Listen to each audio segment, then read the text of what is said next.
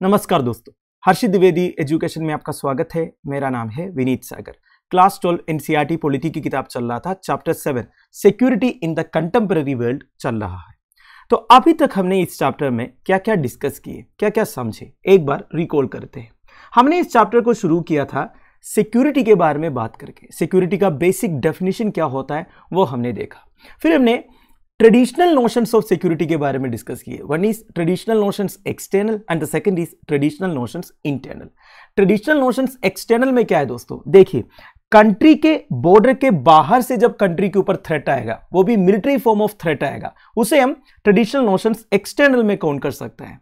Basically ऐसा threat जो हमारे कोर वैल्यूज को अफेक्ट करेंगे। कोर वैल्यूज माने हमारी टेरिटोरियल इंटीग्रिटी, सॉवरेनिटी एक्सेट्रा। तो हमारे कोर वैल्यूज को अफेक्ट करने वाला जो मिलिट्री फॉर्म ऑफ थ्रेट है, जो हमारे बॉर्डर के बाहर से आते हैं, दूसरे कंट्री से आते हैं, उसे हम ट्रेडिशनल नोशंस एक्सटर्नल बोल सकते हैं। Second is traditional notions internal. वो क्या है, बेसिकली बॉर्डर के अंदर से, बेसिकली देश के अंदर जो प्रॉब्लम चल रहा है, देश के अंदर जो वायलेंस चल रहा है, जो एक सिक्योरिटी थ्रेट है हमारे लिए, ठीक है, वो है ट्रेडिशनल नोशंस इंटरनल। हमने फिर ये भी देखा था सेकेंड वर्ल्ड वॉर के बाद ये internal security challenge majority of countries के ऊपर नहीं था, बट ओवर द टाइम हमें यह देखने को मिला, अलग अलग कंट्रीज में आजकल देखा जाएगा तो इंटरनल थ्रेट भी है कि नहीं। सिविल वार चलता है और सेपरेटिस्ट मूवमेंट चलता है कि नहीं।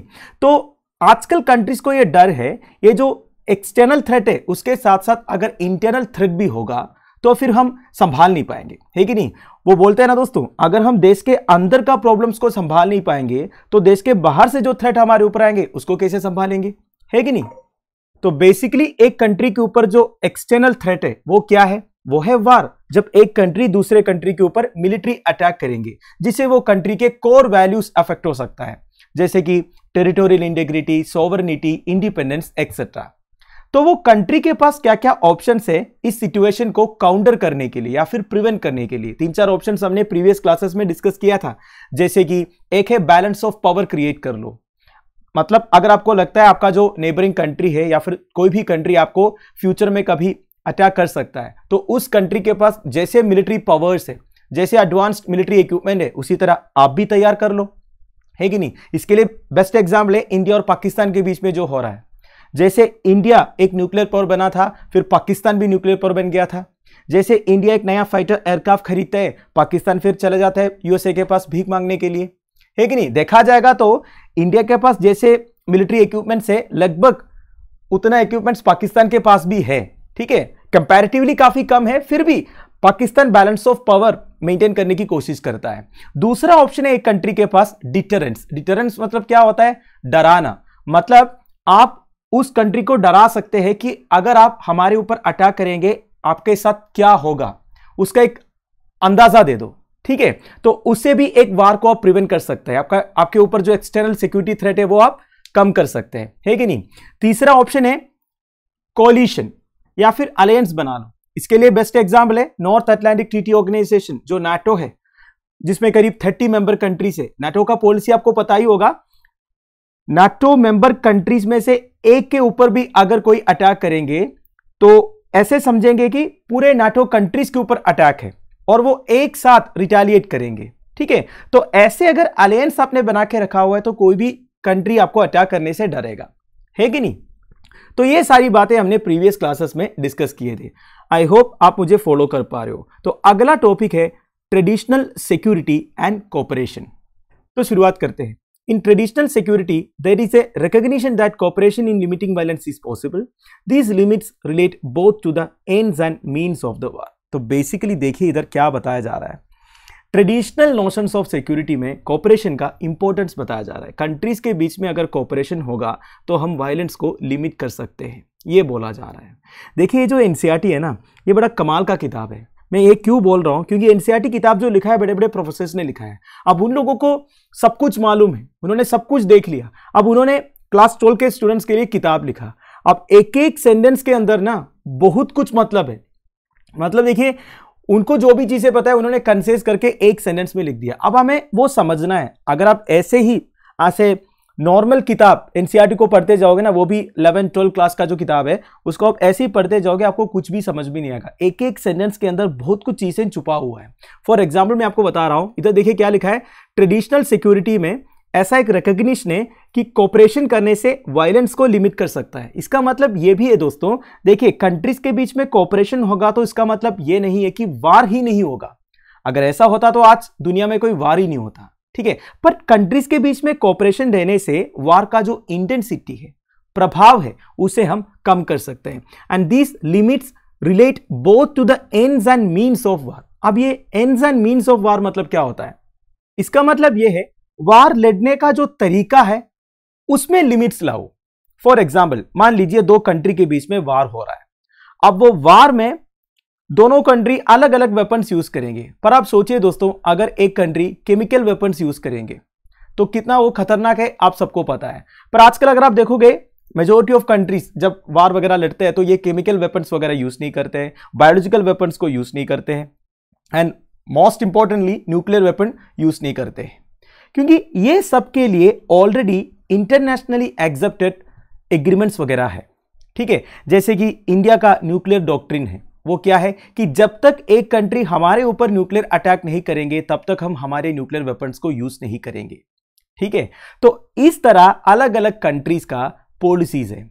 For example Russia and Ukraine के बीच में वार चल रहा है, रशिया के पास न्यूक्लियर वारहेड्स बहुत है, रशिया चाहे तो वार को 1 मिनट में खत्म कर सकता है, बस अपना वो न्यूक्लियर वेपन यूज करना है। पर रशिया अभी तक किया नहीं है। क्यों नहीं किया है? क्योंकि वो रशिया की पॉलिसी है कि यूक्रेन एक नॉन न्यूक्लियर पावर है, अब उसके ऊपर न्यूक्लियर अटैक करना ये सही नहीं है। वैसे न्यूक्लियर अटैक करने से जनरेशंस तक उसका इंपैक्ट होगा, ये भी आपको मालूम है, हिरोशिमा एंड नागासाकी ने हमें ये सिखाया है।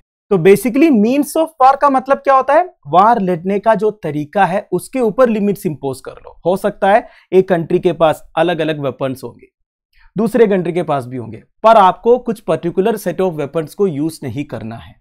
तो कंट्रीज के बीच में कोऑपरेशन की वजह से इस तरह का कुछ स्टैंडर्ड्स हमने मेंटेन किया है। तो देखिए क्या लिखा है, और एक बार पढ़ लेता हूं, this limits relate both to the ends and means of the war. तो मीन्स ऑफ वार, वार लड़ने का तरीका, उसके ऊपर लिमिट्स इंपोज किया है। एंड्स ऑफ वार मतलब किस तरह से वार को एंड करना है, उसके ऊपर भी लिमिट्स इंपोज किया है। अब शायद थोड़ा सा कंफ्यूज हो गया होगा, एंड्स ऑफ वार में भी लिमिट्स इंपोज किया है, इसका मतलब क्या है? आपको मैं एक एग्जाम्पल के थ्रू समझाता हूं। इंडिया और पाकिस्तान का एग्जाम्पल ले लेते हैं। आप सबको पता है इंडिया और पाकिस्तान के बीच में 3 बार वार हुआ था, तीनों बार पाकिस्तान बुरी तरह हार गया था। अब एक एक वार के अंत में काफी सारे पाकिस्तानी सोल्जर्स को हमने कैप्चर किया था, बेसिकली अरेस्ट किया था। तो वो क्या है? वो है प्रिजनर्स ऑफ वार। अब प्रिजनर्स ऑफ वार के साथ हमें सही ट्रीटमेंट करना चाहिए। इस तरह एक इंटरनेशनल कन्वेंशन है जिसे जेनीवा कन्वेंशन बोलते हैं, आपको शायद पता होगा। अब देखिए प्रिजनर्स ऑफ वार के साथ एक्चुअली हमें रेस्पेक्टफुली ट्रीट करना चाहिए। इट्स प्योरली लॉजिकल, क्योंकि वो जो है अपने देश के लिए लड़ रहे थे, है कि नहीं? अब अगर आपको पाकिस्तान से दुश्मनी है, इसका मतलब यह नहीं है कि पाकिस्तानी सोल्जर के साथ आप गलत करोगे, ठीक नहीं है ना? तो देखिए वार खत्म होगा, मतलब पाकिस्तान को इंडिया ने हराया, वार खत्म हो गया, पर वार खत्म होने का तरीका में भी लिमिट्स इंपोज किया है। वार खत्म हो गया, आप जीत गए, इसका मतलब यह नहीं है कि आप पाकिस्तानी सोल्जर्स के साथ कुछ गलत करोगे। उन्हें रेस्पेक्टफुली ट्रीट करना चाहिए, सेफली अपना होम कंट्री वापस भेजना चाहिए। यह सब जेनीवा कन्वेंशन में लिखा हुआ है। और यह जेनीवा कन्वेंशन कैसे हुआ? इंटरनेशनल कोऑपरेशन की वजह से हुआ। सारे कंट्रीज एक साथ आके जेनीवा कन्वेंशन रेटिफाई किया था। तो यह बोला जा रहा है दोस्तों इधर देखिए, और एक बार मैं पढ़ देता हूं। In traditional security, there is a recognition that cooperation in limiting violence is possible. These limits relate both to ends and means of war. समझ गया ना? ends and means of war मतलब क्या होता है? means of war मतलब वार लड़ने का जो तरीका है उसके ऊपर लिमिट्स इंपोज किया है ट्रेडिशनल कोऑपरेशन की वजह से। Eight the same time ends of war, वार खत्म होने का जो तरीका है उसके ऊपर भी लिमिट्स इंपोज किया है। कंट्रीज जो चाहे वो नहीं कर सकते हैं। So this is the basic concept. I hope आपको समझ में आ गया। अब आगे बढ़ते हैं। It is now an almost universally accepted view that countries should only go to war for the right reasons, primarily self-defense or to protect other people from genocide.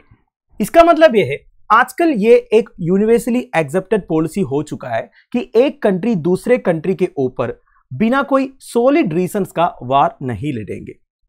या तो वो सेल्फ डिफेंस के लिए लड़ेंगे या फिर उनके लोगों को एक जेनोसाइड से बचाने के लिए लड़ेंगे।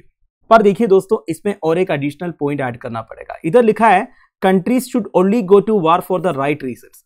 अब हमारा जो सही है दूसरे कंट्री का गलत होगा, उनका जो सही है हमारे लिए गलत होगा, ऐसे भी तो हो सकता है ना।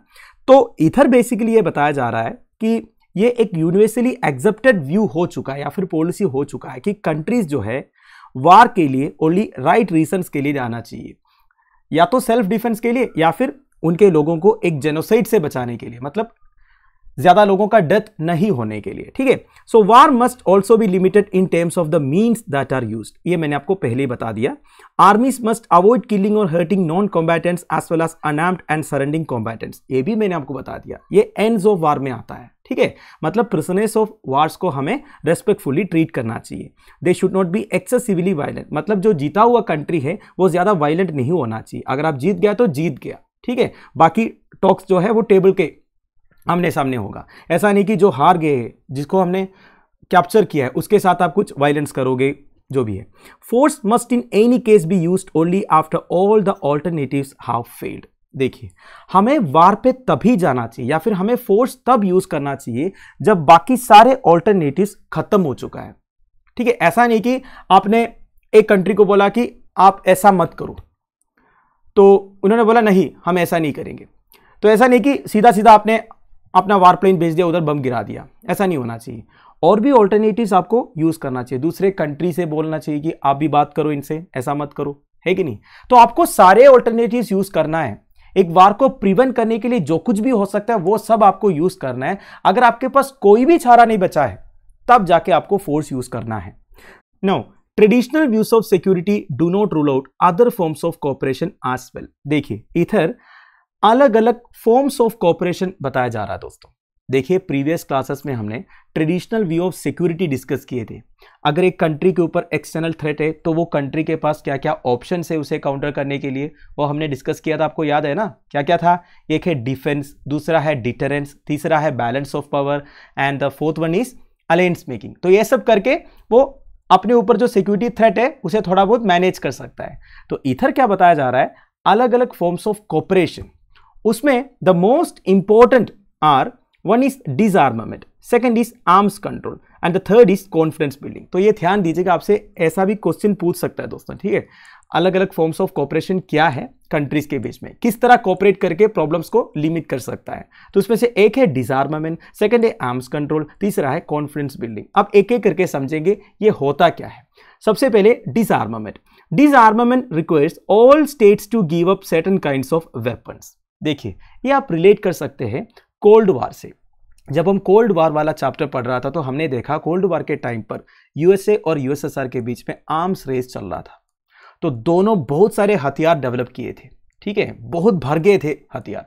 तो ये हथियार जैसे एक एक कंट्री के पास ज्यादा होता जाएगा ना, तो टेंशन भी उतना ज्यादा होता जाएगा, क्योंकि अगर गलती से एक वार होगा तो दोनों कंट्री ये पूरे जो हथियार है उसे यूज करेंगे, दोनों को नुकसान भी होगा। तो दोनों कंट्रीज के बीच में कोऑपरेट करके अगर डिसआर्मामेंट करेंगे तो थोड़ा बहुत टेंशन खत्म हो सकता है। For example, the 1972 biological weapons convention and the 1992 chemical weapons convention band the production and possession of this weapons. देखिए दोस्तों, कोल्ड वॉर के टाइम पर यूएसए एंड यूएसएसआर, जैसे मैंने आपको बोला, अलग अलग वेपन्स डेवलप किए थे। उसमें कुछ बायोलॉजिकल वेपन्स भी थे और केमिकल वेपन्स भी थे। अब ये बायोलॉजिकल एंड केमिकल वेपन्स वगैरह अगर वार में यूज करेंगे ना, उसका इंपैक्ट बहुत ज्यादा है, जनरेशंस तक उसका इंपैक्ट रहेंगे। ठीक है, लोग धीरे धीरे मरेंगे। तो ये गलत है। आजकल अलग अलग कन्वेंशंस के थ्रू, एग्रीमेंट्स के थ्रू ये बायोलॉजिकल एंड केमिकल वेपन्स को यूज करना मना करके रखा हुआ है। यह सब कोऑपरेशन से पॉसिबल है। ठीक है, तो देखिए इधर दो कन्वेंशन के बारे में बताया जा रहा है। One is 1972 biological weapons convention. तो 1972 बायोलॉजिकल वेपन्स कन्वेंशन से यह डिसाइड किया गया कि कोई भी कंट्री बायोलॉजिकल वेपन्स को प्रोड्यूस नहीं कर सकता, पोसेस नहीं कर सकता। अगर आपके पास है, आपको उसे खत्म करना पड़ेगा, डिस्ट्रॉय करना पड़ेगा। एट द सेम टाइम 1992 में केमिकल वेपन्स कन्वेंशन साइन हुआ था। उससे क्या डिसाइड किया गया कि कोई भी कंट्री केमिकल वेपन्स को प्रोड्यूस नहीं कर सकता और पोसेस भी नहीं कर सकता। अगर कोई केमिकल वेपन्स है उनके पास, उन्हें वो डिस्ट्रॉय करना पड़ेगा। तो इससे क्या हो गया दोस्तों, इससे एक फायदा यह है, उतना टेंशन खत्म हो गया। देखिए, अगर दो कंट्रीज के बीच में वार हो रहा है या फिर दो से ज्यादा कंट्रीज के बीच में वार हो रहा है, तो कम से कम बायोलॉजिकल एंड केमिकल वेपन्स तो यूज नहीं करेंगे ना, तो उतना टेंशन खत्म हो गया। और ये कैसे पॉसिबल हुआ? कोऑपरेशन की वजह से पॉसिबल हुआ। अलग अलग कंट्रीज ने बैठकर डिस्कस करके ये डिसाइड किया, सभी ने एक साथ डिस्कस किया और सभी ने एक साथ ये डिसाइड किया कि कोई भी बायोलॉजिकल एंड केमिकल वेपन्स को यूज नहीं करेंगे। ठीक है, देखिए, more than 155 states acceded to the BWC, that is Biological Weapons Convention, and 181 states acceded to the Chemical Weapons Convention। तो देखिए, 155 कंट्रीज ने बायोलॉजिकल वेपन्स कन्वेंशन को राटिफाई किया है और 181 कंट्रीज ने केमिकल वेपन्स कन्वेंशन को राटिफाई किया है। बहुत अच्छी बात है। And the both conventions included all the great powers. तो सारे जो ग्रेट पावर्स है, टॉप मिलिट्री स्पेंडर्स है दुनिया में, वो सभी ने ये जो कन्वेंशन है उसमें पार्ट लिया है। जब मैं ग्रेट पावर्स बोल रहा हूं, उसमें दुनिया के जो टॉप मिलिट्री स्पेंडर्स थे ना, वो सारे इंक्लूडेड है, like USA, USSR, UK, France, Russia, China, etcetera etcetera. ठीक है, but the super powers, the US and Soviet Union did not want to give up the third type of weapons of mass destruction, namely nuclear weapons, so they pursued arms control. देखिए दोस्तों, तो आपको डिसआर्मामेंट के बारे में समझ में आ गया। डिसआर्मामेंट में दो इंपॉर्टेंट कन्वेंशन है, biological weapon convention of 1972 and chemical weapons convention of 1992। Majority of countries ने राटिफाई भी किया, अच्छी बात है। पर देखिए दोस्तों, कोल्ड वार जब चल रहा था यूएसए एंड यूएसएसआर के बीच में, जब दोनों के बीच में आर्म्स रेस चल रहा था, तो और एक कन्वेंशन साइन होने के लिए डिमांड आ रहा था, वो था वेपन्स ऑफ मास डिस्ट्रक्शन को कंट्रोल करने के लिए। मेरा कहने का मतलब है, देखिए, biological weapons convention and chemical weapons convention से बायोलॉजिकल एंड केमिकल वेपन्स का पोसेशन, यूसेज, प्रोडक्शन सब कुछ बंद कर दिया, उतना टेंशन खत्म हो गया। पर और एक टेंशन था, वो था वेपन्स ऑफ मास डिस्ट्रक्शन, मतलब जिन वेपन से मास डिस्ट्रक्शन हो सकता है, फॉर एग्जाम्पल न्यूक्लियर वेपन्स। अब उसका भी जो पोसेशन है, प्रोडक्शन है, यूसेज है, उसे भी कंप्लीटली बैन करना चाहिए करके डिमांड था।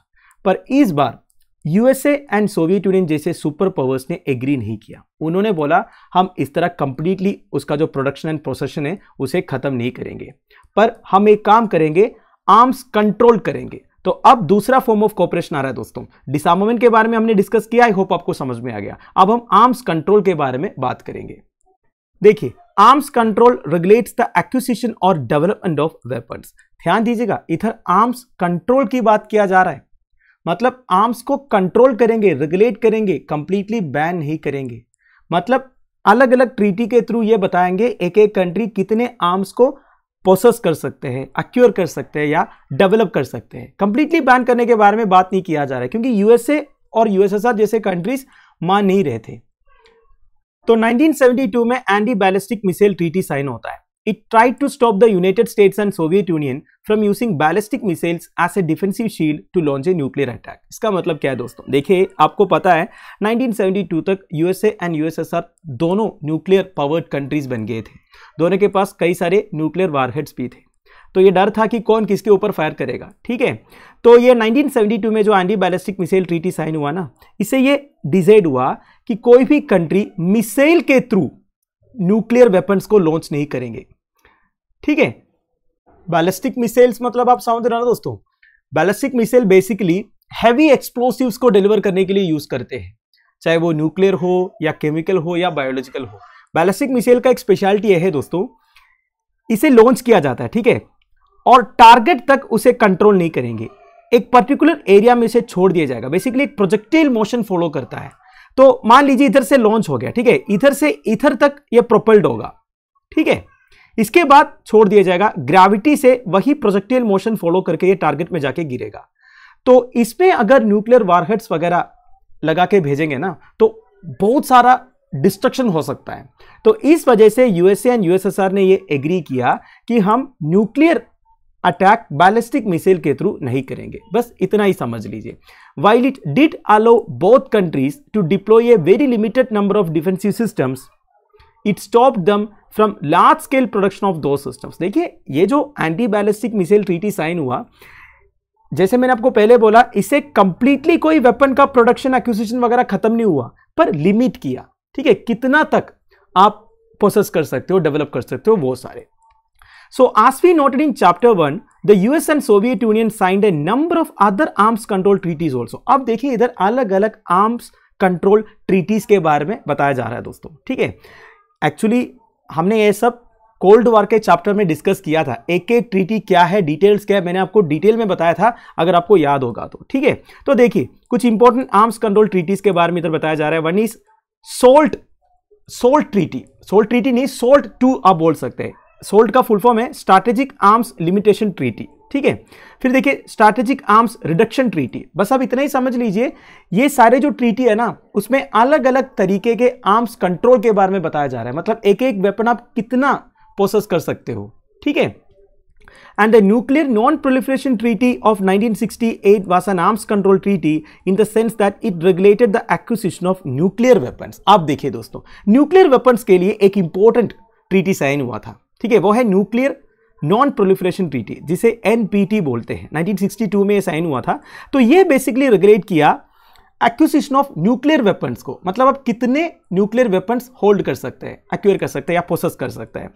सो ये ट्रीटी में काफी फनी एक प्रोविजन है दोस्तों, वो ये है, those countries that had tested and manufactured nuclear weapons before 1967 were allowed to keep their weapons. मतलब 1967 से पहले जो कंट्रीज ने न्यूक्लियर वेपन्स को डेवलप किया है या मैन्युफैक्चर किया है या टेस्ट किया है, वो अपने वेपन्स को रख सकते हैं। अगर 1967 के बाद किसी ने डेवलप, मतलब किसी ने मैन्युफैक्चर किया, उन्हें वो खत्म करना पड़ेगा। या फिर अब ऐसे भी बोल सकते हैं, ये ट्रीटी साइन होने के बाद जितने कंट्रीज इस ट्रीटी में साइन करेंगे वो कोई न्यूक्लियर वेपन पोसेस नहीं कर सकता। ये कैसा लॉजिक है भाई, ये तो बिल्कुल इलॉजिकल है ना, क्योंकि देखा जाएगा तो मैक्सिमम जो अफ्रीकन एंड एशियन कंट्रीज है वो तो 1960-70s में इंडिपेंडेंट हुआ था, है कि नहीं, तो उनको मना कर रहा है। रशिया एंड यूएस जो है अपना जो आर्सेनल है उसे भर दिया और बाकी सारे कंट्रीज को बोल रहा है कि आप अभी कुछ मत करो। हाँ, कम से कम अगर मैं रशिया बोल रहा हूं, सोवियत यूनियन एंड यूएसए जैसे कंट्रीज ये बताते हैं कि हम अपना पूरा जो न्यूक्लियर वेपन से उसे खत्म करेंगे और किसी भी कंट्री को आगे डेवलप भी नहीं करना है, तो थोड़ा बहुत लॉजिक है। पर इधर क्या है कि उनके पास जितने हैं वो रखेंगे अपने पास, पर दूसरे कंट्रीज को मना किया जा रहा है, ये गलत है ना। इसलिए देखा जाएगा तो हमारा देश इंडिया ये न्यूक्लियर नॉन प्रोलिफरेशन ट्रीटी वगैरह साइन नहीं किया है, ठीक है। जो भी इलॉजिकल चीज है ना उसको हम ज्यादा इंपॉर्टेंस नहीं देते हैं। And those that had not done so were to give up the right to acquire them. NPT did not abolish nuclear weapons, rather it limited the number of countries that could have them. तो देखिए वही बात किया जा रहा है दोस्तों, जितने आर्म्स कंट्रोल ट्रीटी है ना, आपको ध्यान रखना है, आर्म्स कंट्रोल एंड डिसआर्मामेंट में फर्क है। डिसआर्मामेंट क्या है, कंप्लीटली आपको डिसआर्म करना है, कंप्लीटली आपको खत्म ही करना है, पर आर्म्स कंट्रोल में क्या है, आपको केवल लिमिट करना है। ये सब एक्चुअली सुपर पावर्स का एक खेल है दोस्तों, मतलब नाम के लिए कॉपरेशन हो रहा है कि नहीं, नाम के लिए टेंशन्स को खत्म किया जा रहा है, पर अपने लिए जो कुछ भी चाहिए ना वो सब कुछ रखने के बाद ये लोग आपस में खेल रहे हैं। अगला है कॉन्फिडेंस बिल्डिंग। अब ये क्या है, दिस इज वेरी सिंपल, नाम से ही आपको पता चल गया होगा, कॉन्फिडेंस बिल्डअप करना है। It is a process in which countries share ideas and information with their rivals. अपने राइवल्स के साथ आइडियाज एंड इंफॉर्मेशन को शेयर करते रहना है। They tell each other about their military intentions, मतलब एक एक कंट्री का मिलिट्री इंटेंशंस क्या क्या है, उनका पोजीशन क्या है, पॉइंट क्या है, मिलिट्री प्लान्स क्या है, वो सब आपस में बताते रहेंगे, ठीक है। इससे क्या होगा, दोनों कंट्रीज का कॉन्फिडेंस बढ़ जाएगा, मतलब कोई अनप्लान्ड अटैक वगैरह नहीं होगा, ठीक है, बस वही है। And this is a way of demonstrating that they are not planning a surprise attack. तो कोई सरप्राइज अटैक नहीं होगा, इसे असर्ट किया जा रहा है कॉन्फिडेंस बिल्डिंग मेशर से। So they also tell each other about the kind of forces they possess. तो कौन कौन से फोर्सेस आपके पास है, ठीक है, और आपके फोर्सेस को आपने कहां कहां पे डिप्लॉय किया है, वो सारी डिटेल्स आपस में शेयर करना है। In short, confidence building is a process design to ensure that rivals do not go to war through misunderstanding or misperception. This is a very important point, ध्यान दीजिएगा, ठीक है। कॉन्फिडेंस बिल्डिंग बेसिकली ऐसा एक process है दोस्तों, ताकि जो राइवल कंट्री से वो मिसअंडरस्टैंडिंग के कारण या फिर मिसपरसेप्शन के कारण वार में ना चला जाए। फॉर एग्जाम्पल मैं आपको बता रहा हूं दोस्तों, यूएसए और यूएसएसआर के बीच में प्रॉब्लम चल रहा था, कभी भी एक फुल फ्लेज्ड वार होने का चांसेस था, ठीक है।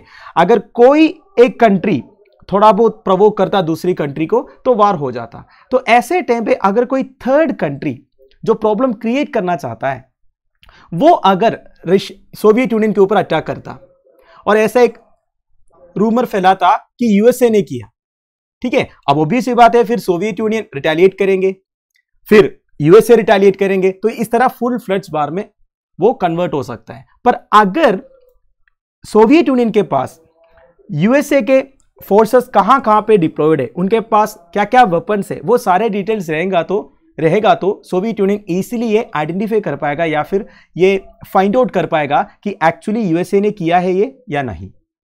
तो इस तरह के मिसअंडरस्टैंडिंग और मिसपरसेप्शन को अवॉइड कर सकता है कॉन्फिडेंस बिल्डिंग मेजर्स के थ्रू। शायद अब आपको समझ में आया होगा ये कॉन्फिडेंस बिल्डिंग मेजर्स या सीबीएम मतलब क्या होता है। आप इंटरनेशनल रिलेशंस के पर्सपेक्टिव में बार बार न्यूज़पेपर्स में पढ़े होंगे कॉन्फिडेंस बिल्डिंग मेजर्स के बारे में। तो इसका बेसिक कॉन्सेप्ट ये है दोस्तों, एक दूसरे का कॉन्फिडेंस को बिल्डअप करना है, साफ साफ सब कुछ बताना है, ठीक है। तो finally traditional conceptions of security are principally concern with the use or threat of use of military force. तो कुल मिला के आप ये बता सकते हैं दोस्तों, ट्रेडिशनल कंसेप्शंस ऑफ सिक्योरिटी में बेसिकली या तो मिलिट्री फोर्स का यूज होता है या फिर मिलिट्री फोर्स को यूज करेंगे करके थ्रेटनिंग होता है। In traditional security force is both the principal threat to security and the principal means of achieving security. तो बेसिकली देखिए ट्रेडिशनल सिक्योरिटी में मिलिट्री फोर्स जो है ये सिक्योरिटी के लिए थ्रेट भी है कि नहीं। अगर एक कंट्री के पास मिलिट्री फोर्स रहेंगे, पावरफुल मिलिट्री फोर्स रहेंगे, तो दूसरी कंट्री के लिए ए थ्रेट है, but at the same time they are principal means of achieving security also. अगर एक कंट्री के पास पावरफुल मिलिट्री फोर्स है और आपके पास भी पावरफुल मिलिट्री फोर्स है, तब तो आपस में लड़ेंगे नहीं ना, है कि नहीं। तो आप ये बोल सकते हैं ट्रेडिशनल कंसेप्शंस ऑफ सिक्योरिटी या फिर ट्रेडिशनल सिक्योरिटी में फोर्स जो है उसे आप थ्रेट टू सिक्योरिटी भी बोल सकता है या फिर ये मीन्स ऑफ अचीविंग सिक्योरिटी भी बोल सकता है। जैसे कि हमारे former president doctor APJ Abdul Kalam sir ने बोला था, in this world fear has no place, only strength respects strength. अगर आप स्ट्रांग रहेंगे तब आपको दूसरे कंट्रीज जो है वो रेस्पेक्ट करेंगे, अगर आप थोड़ा सा डाउन रहेंगे तो कोई कंट्री आपको रेस्पेक्ट नहीं करेंगे। तो यही बोला जा रहा है दोस्तों इधर, ट्रेडिशनल कंसेप्शंस ऑफ सिक्योरिटी में बेसिकली आपको स्ट्रॉन्ग रहना ज़रूरी है। अगर आपको अपनी सिक्योरिटी इंश्योर करना है तो आपको फोर्स यूज़ करना पड़ेगा। Eight the same time force जो है सिक्योरिटी के लिए एक प्रिंसिपल थ्रेट भी है, क्योंकि हमारा जो फोर्स है वो हमारे लिए सिक्योरिटी प्रोवाइड करता है, पर दूसरे कंट्री का जो फोर्स है वो हमारे लिए थ्रेट भी है। तो दोनों बैलेंस होना चाहिए। तो दोस्तों दैट्स इट। आई होप आपको वीडियो इंफॉर्मेटिव लगा होगा। तो अगले क्लास में हम डिस्कस करेंगे non traditional notions of security. Till then bye bye, have a nice day.